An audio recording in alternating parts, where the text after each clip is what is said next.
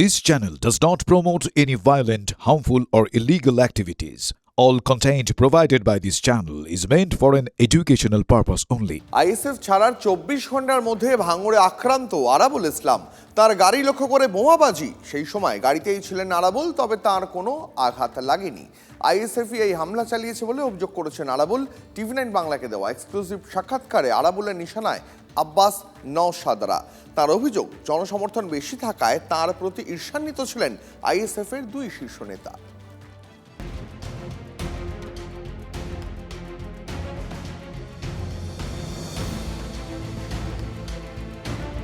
আমি শুধু একটাই কথা বলবো, যে দুজন পীর জাদা আজকে যাদের নেতৃত্বের প্রতি বাংলার মানুষ আস্থা রাখছে, আমি সেরকম একজন ব্যক্তি, সেরকম নেতৃত্বের হাতে হাত দিয়ে আজকে এই দলে আমি অংশগ্রহণ করলাম।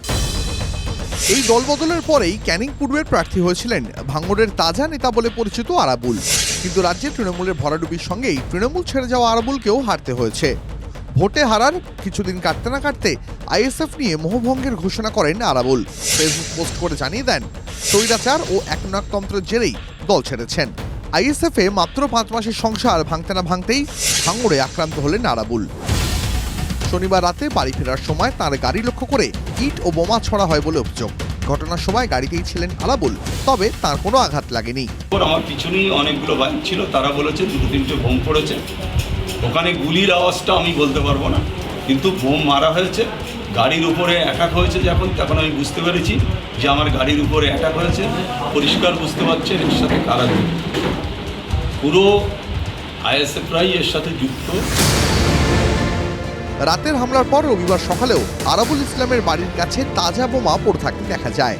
আর এই সোজা রাস্তাটা যেটা দেখা যাচ্ছে, যেখান দিয়ে টোটোটি আসছে, সেই জায়গা থেকে আমরা জানি যে আরেকটু গেলে আরাবুল ইসলামের বাড়ি। আর সেই বাড়ির কাছাকাছি আসার যে পথ, এই হচ্ছে সেই পথ যেখানে আজকে সকালবেলা উদ্ধার হয়েছে তাজা বোমা। জঙ্গলে কালকে রাত্রে আরাবুল ইসলামের ওপরে অ্যাটাক হয়েছে, তারপরে সকালে এসে দেখলাম যে ওখানে বোম পড়ে আছে। গাছ কাটা লাগি লোকেরা কাজে এসছে, এসে দেখলো বোমটা পড়ে আছে। খবর দিল আমাদের ওখানে, গ্রামের মোড়ে বসেছিলাম, এসে দেখি বোমা আছে। যারা হামলা করেছে বা যারা চক্রান্ত করছে, যারা বিরোধিতা করছে, তাদেরকে আমি একটা কথা বলতে চাই যে ভাঙড়ের মানুষের জন্য আরাবুল ইসলাম বিগত দিনে লড়াই করেছে, আগামী দিনেও লড়াই করবে। চক্রান্ত করে ভয় দেখিয়ে বোমা মেরে গুলি চালিয়ে আরাবুল ইসলামকে রোখা যায়নি, আগামী দিনেও রোখা যাবে। আরাবুল সরাসরি অভিযোগ তোলেন হামলার পিছনে আইএসএফ। কিন্তু কেন এই হামলা? একটা সত্যি কথা বলতে কি, আরাবুল ইসলাম যেখানে যাচ্ছে হাজারে হাজারে মানুষ, সেইটা ওনারা মেনে নিতে পারছে না। যে আরাবুল ইসলাম যদি নওশাদের ঊর্ধ্বে চলে যায়, জনসমর্থক যদি আরাবুলের পক্ষে চলে যায়, তাহলে এনাদের বাজার ডাউন হবে। আমি যখন হেরে গিয়েও আমি যখন ক্যানিং পূর্বে যাচ্ছি, যেখানে যাচ্ছি হাজারে হাজারে লোক। আরাবুল সরাসরি আঙুল তুললেও হামলার অভিযোগ অস্বীকার করেছেন নওশাদ। উল্টে তার সন্দেহ, আরাবুল নিজেই এই হামলা করিয়ে থাকতে পারে। হামলা নিন্দনীয়, কোনোভাবেই কাঙ্ক্ষিত নয়।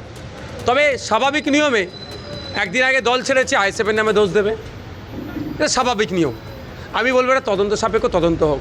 কারণ এটা হতে পারে ভাঙড়ের মানুষের মন পাওয়ার জন্য নিজেই হামলা করাতে পারে। দ্বিতীয় হচ্ছে কদিন আগে দেখলাম একজন নতুন বন্ধু পেয়েছে, কিন্তু তার বন্ধুর সাথে দীর্ঘদিনের শত্রুতা আছে, সেও সুযোগটা কাজে লাগাতে পারে। এই হয়তো উইকেটটা ফেলে দিই, কিন্তু পারেনি। ডেভেলপমেন্টের উনি 5 বছরে কি করলেন? উনি শুধু বিধানসভায় গিয়ে বড় বড় ভাষণ দিলে তো হবে না, কাজটা করতে হবে, কাজ করে দেখাতে হবে। আমি কলমে এই করে দেবো আর সার্বিক উন্নয়ন হবে না, ওই কলমে কোনো দাম নেই। তৃণমূলের শওকত মোল্লার সঙ্গে আরাবুলের দ্বন্দ্ব দীর্ঘদিনের। সেই লড়াইয়ে কোণঠাসা হয়েই 26-এর বিধানসভা ভোটের আগে দল ছেড়ে আইএসএফে গিয়েছিলেন আরাবুল। এবার আইএসএফেরও হাত ছাড়লেন। তবে কি রাজনীতি থেকে সন্ন্যাস, নাকি ফের দলবদল? ভাঙড় রাজনীতিতে এই নিয়ে জল্পনা তুঙ্গে। ভাঙড় থেকে ঐন্দ্রিলা ঘোষের রিপোর্ট, টিভি9 বাংলা।